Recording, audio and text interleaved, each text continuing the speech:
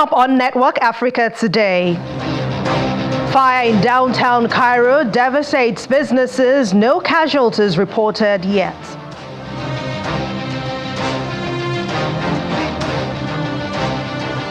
More than 20 people died from heat wave in Morocco within 24-hour period.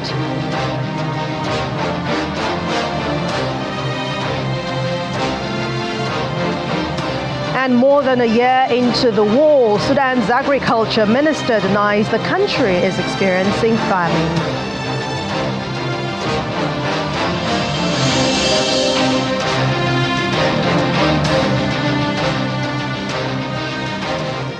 Hello and welcome to the final edition of Network Africa for this week. Thank you so much for joining us on the program. I'm Anne Mwawadu.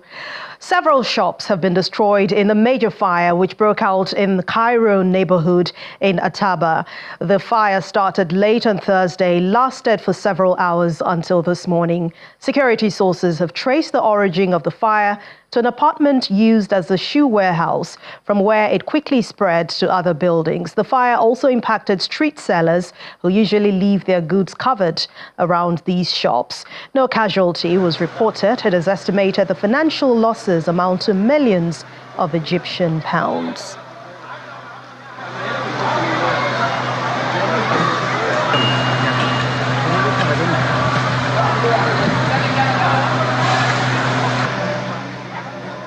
Hundreds of President Kais Saied supporters have demonstrated in Tunis, the Tunisian capital. The support march, which was held on the country's Republic Day, coincided with protests led by families of political prisoners, which was held by Said's regime, demanding the release of their loved ones. The families also called for the repeal of Decree 54, under which over 60 journalists, lawyers, and opposition figures have been arrested since it came into force in September 2022.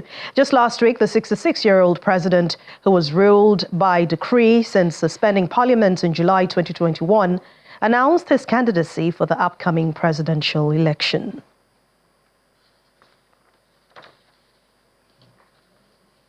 More than 20 people have died from an intense heat wave in Beni Mellal in central Morocco. Officials confirmed that the deaths took place in a 24-hour period. They also confirmed that most of the victims were either elderly or suffering from chronic illnesses, with the heat contributing to the deterioration of their health. According to meteorologists, temperatures went up as high as 48 degrees Celsius in some areas in the country between Monday and Wednesday. They have asked residents to stay hydrated by drinking a lot of water and avoid going outside in extreme heat. The temperature is expected to ease in the coming days with a 10-degree drop in the tourism hotspot of Marrakesh, and that might happen on Sunday. Let's head over to Ethiopia now, where the death toll from landslides has risen to 257. It is expected to almost double that figure. And this is the concern the United Nations Office for Coordination of Humanitarian Affairs expressed today on Thursday.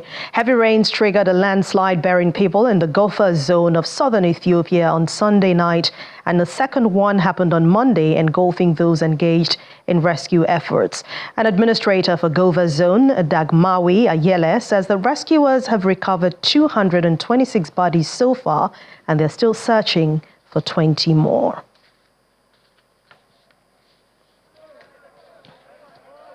In Sudan, the agriculture minister Abubakar al-Bushra is denying that there is famine in the country. He's challenging the UN report that 755,000 people are currently facing severe hunger. He also rejects the idea of allowing aid agencies to bypass border restrictions to deliver help. The army has blocked aid from reaching areas controlled by the RSF, where supplies are allegedly stolen by the RSF soldiers. Speaking in Port Sudan, Mr. al-Bushra argued that 755,000 people are only a small fraction of Sudan's 50 million people, and is now casting doubt on the accuracy of the hunger data in RSF-controlled areas. Al-Bushra also opposed potential UN Security Council orders to override army restrictions on aid deliveries, fearing that it could open up the borders controlled by the militias.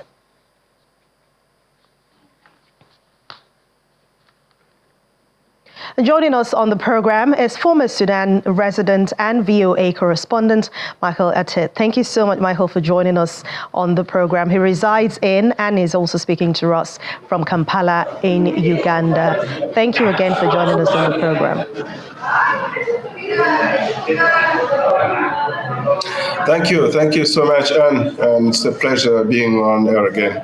All right. So what do you make of the Sudanese president's claim that there is no famine in Sudan? I think that is just a death sentence for millions of Sudanese who are actually experiencing famine not only from now, but for over a year ago.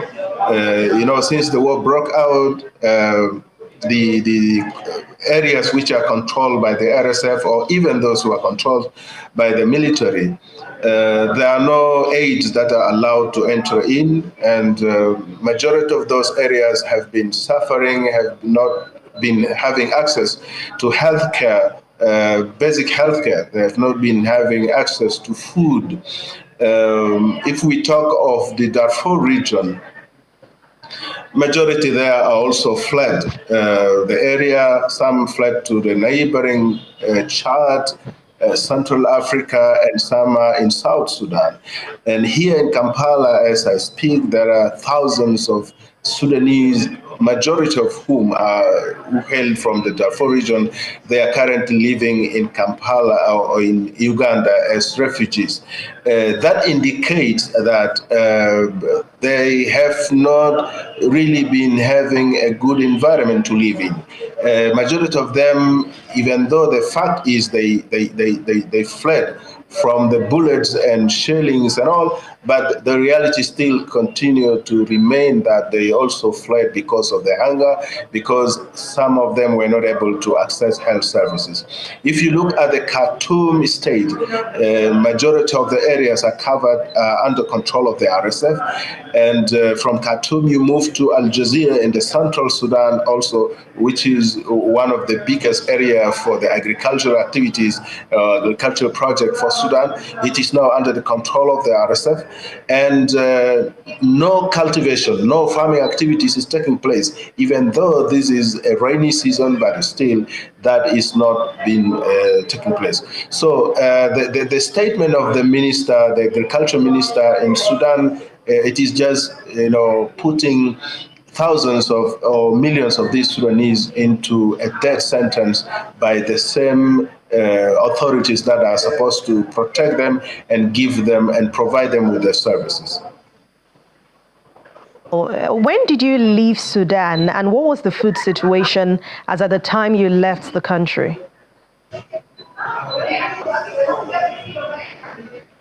I left Sudan in June 2023, and as a resident of the capital, Khartoum, where most of the factories and companies were located, all these companies and the factories, even for the little food and all, they were destroyed, they were vandalized, and residents of Khartoum itself were finding it difficult to access food.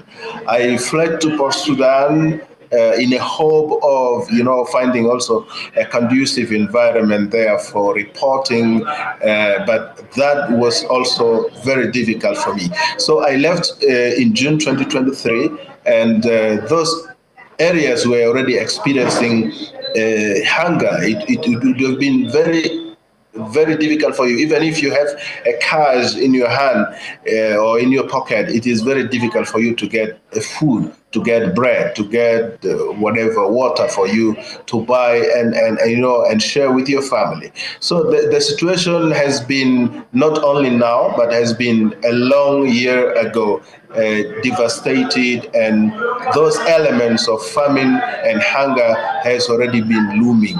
So if you look at the situation now after 1 year, and as the fighting also expanded to other states, expanded to other regions across Sudan, that is a whole different story altogether. But with the situation now, do you receive reports from family or maybe from friends back in Sudan about the food supply and perhaps how they have actually been able to make it up until now in this dangerous war situation? It's just a devastating story. I still having connections with some family members who are maybe trapped in some areas in Khartoum.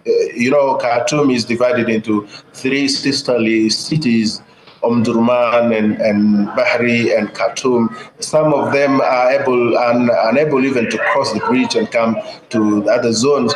And some of these areas are controlled by the army and some are controlled by the RSF. Neither of the two forces, no one is like giving a positive report about the situation where they are living in.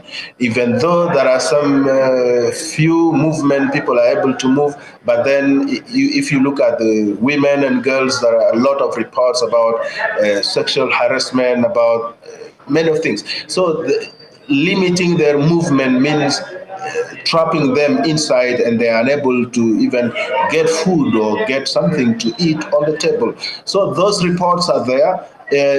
We also hear reports from the Darfur region where 4 out of 5 states are under control of the RSF. Even the northern Darfur in Al-Fashir, there are horrific information coming from there that the civilians who are trapped in the war zone are really suffering. They are unable to access food, and some are, by all means trying to move out. And those journeys are not easy as such. They try to cross the border to Chad, they cross the border to Central Africa or to South Sudan, but they're still facing a lot of intimidation and harassment along the way. Now, what then do you think is at play here with the government's denial in all of this? What might he be trying, or what might they be trying to achieve, especially because the UN has continuously warned of imminent famine as a result of this war? I mean, it's not the first time the UN has been talking about famine in that region. If you remember, during the transitional period in Sudan, there was a UN mission that was established under Chapter 6, to facilitate and to help the transitional government stand and establish a democratic state in Sudan. And due to this fighting and other situation, this mission was suspended, and even the head of the mission was expelled from the country and all. So this statement at this crucial time, after maybe the Sudanese army has been losing a lot of control over some areas inside Sudan, and there were a lot of calls already coming up, looming calls about the return of the UN under Chapter 7, to provide a peacekeeping force to protect civilians and all. So I consider this statement by the Sudanese official at this time is just a denial and a call for UN not to consider sending in troops or the peacekeeping troops to Sudan again, because that would really give give a failure to the Sudanese government to provide citizens or to even provide security and stability for Sudanese, especially those who are in control of the army, being the upper hand now as considered as a legitimate government in the government, in Sudan. So by this statement, the government is trying to say, we don't need support, we don't need any intervention, any international intervention to come to Sudan. But yet, citizens and civilians are the one paying the price. Thank you very much, former Sudan resident and VOA correspondent Michael Attaba, for your time and your contribution on Network Africa. And have a wonderful weekend. Thank you so much. Still ahead on the program, Model College Mirror or New Era girls in Lagos, Nigeria emerge winners of National Robot Olympiad. We'll bring you the details. Please join us again.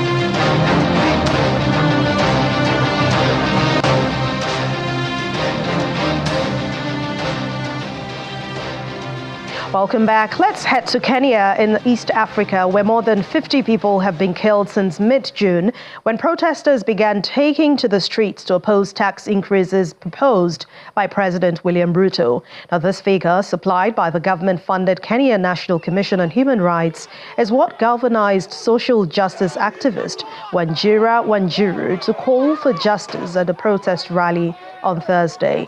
Ms. Wanjiru, who's a prominent social justice organizer emerging from Nairobi's impoverished Mazen neighborhood, represents a new wave of youth-led activism challenging Kenya's political establishment. At the protest she attended, police fired tear gas and live ammunition amid ongoing nationwide demonstrations against corruption and poor governance, with protesters calling for Mr. Ruto to step down. The lines are drawn. We are clear. There's the enemies of the people who've united, and there's the people. And now it's a tug of war, and the people have never lost.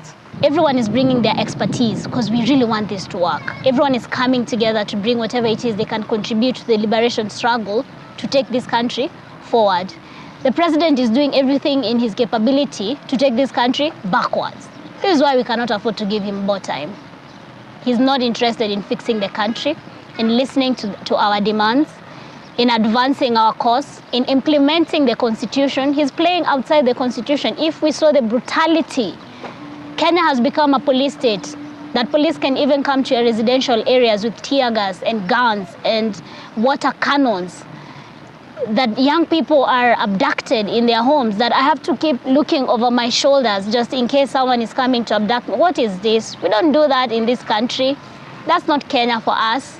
And Ruto will not make that Kenya a reality for us. It's important for me today to go to the protest in honor of all the young people who have lost their lives unnecessarily, demanding an end to corruption and good governance and a new country to be born. And we want to say that, honestly, it was not in vain. We will not allow that their death be in vain. We will not allow their opposition to dance on their graves. We will not allow our country to ever go back to the realities that you cannot go out to protest for fear that a bullet might take your life. UN Secretary General Antonio Guterres is calling on countries to address the urgency of extreme heat epidemic fueled by climate change. He was speaking just days after the world registered its hottest day on record. According to him, climate change is making heat wave more frequently, more intense and longer lasting across the world. Already this year, scorching conditions have killed 1,300 Hajj pilgrims, closed schools for about 80 million children in Africa and in Asia, and even led to a spike in hospitalizations and deaths in the Sahel region. Every month since June 2023 has now ranked as the planet's warmest since records began in 1940. And that's when you compare it to corresponding month in the previous years.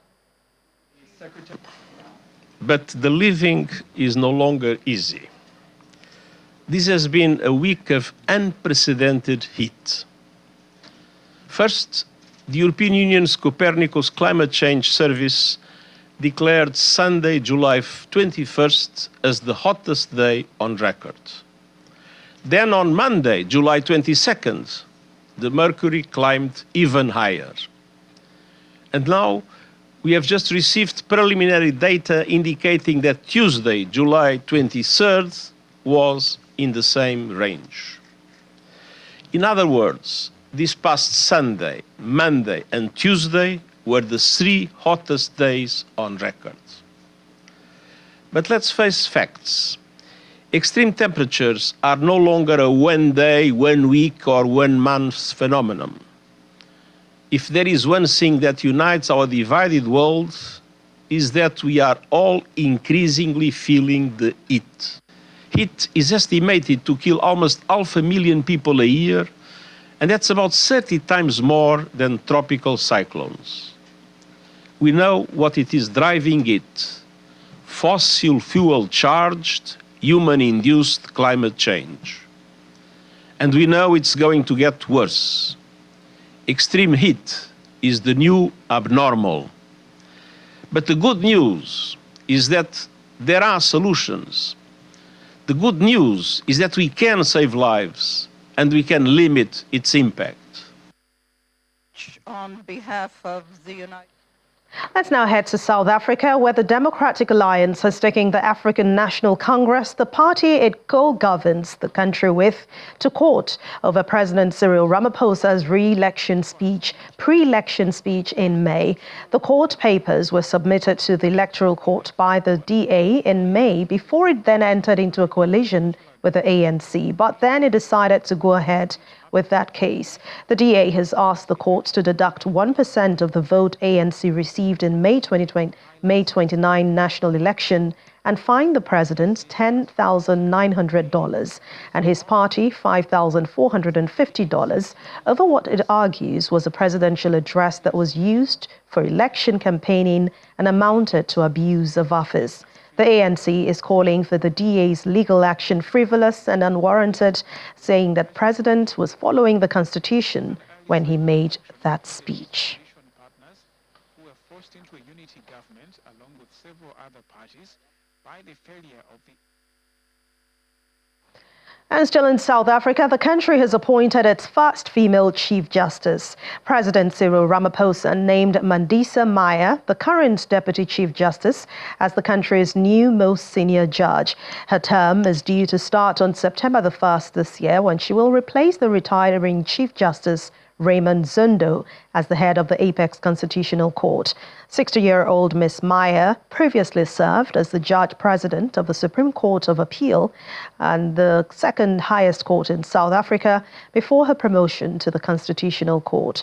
She was the first black woman to be appointed a judge of the Supreme Court of Appeal and the first woman to be appointed deputy president and then president of that court.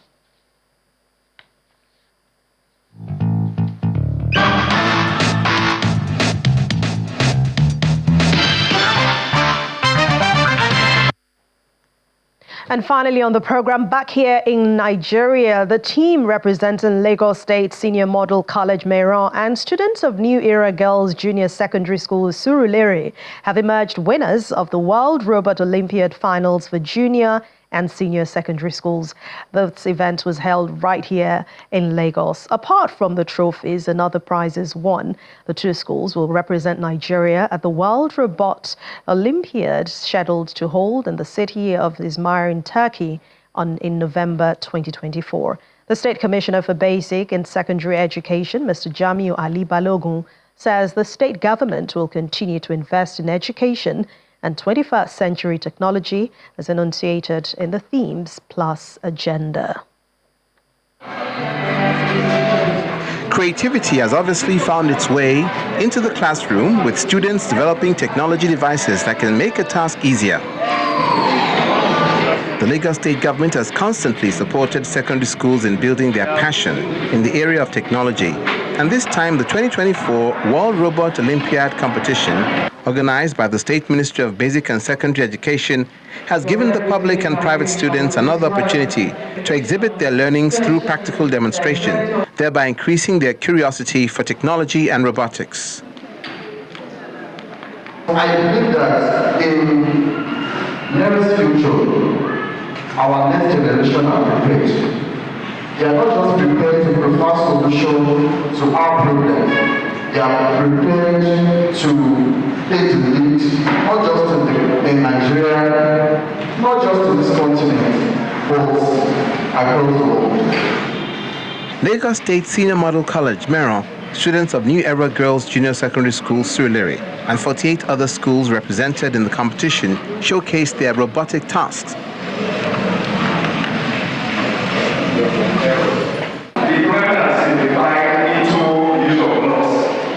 So practice rather writing several books.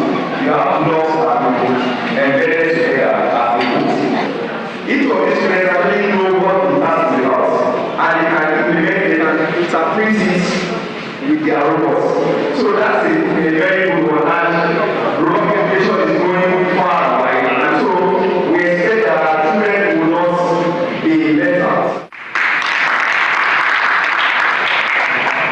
Some of the students say they now have better knowledge of robotics.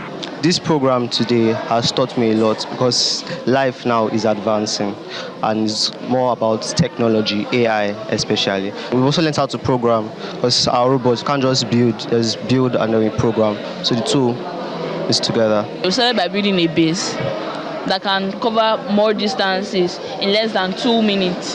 Then we went to the arm that can pick up the trees and water elements and the flowers and put them and create parks. The State Commissioner for Basic and Secondary Education reiterates the significance of science education for school children at an early stage. The world is all about STEM, it's about sciences, and the future is about ICT. I want you to focus more on your studies, to be the best, and to be an ambassador to your various schools, to your various community, to your family. The only thing we can give you is quality education. Education that is competitive in the global market. And we are trying our best. I want to assure you very soon, between September and first quarter next year, some of you are going to have computer devices in your school.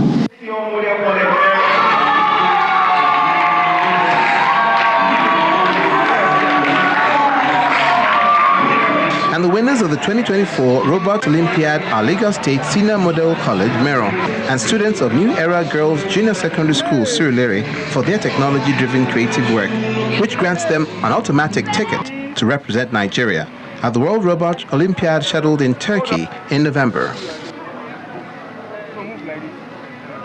And that's it on Network Africa for this week. Thank you so much for watching. I'm Anne Nwawadu. Have a wonderful weekend ahead.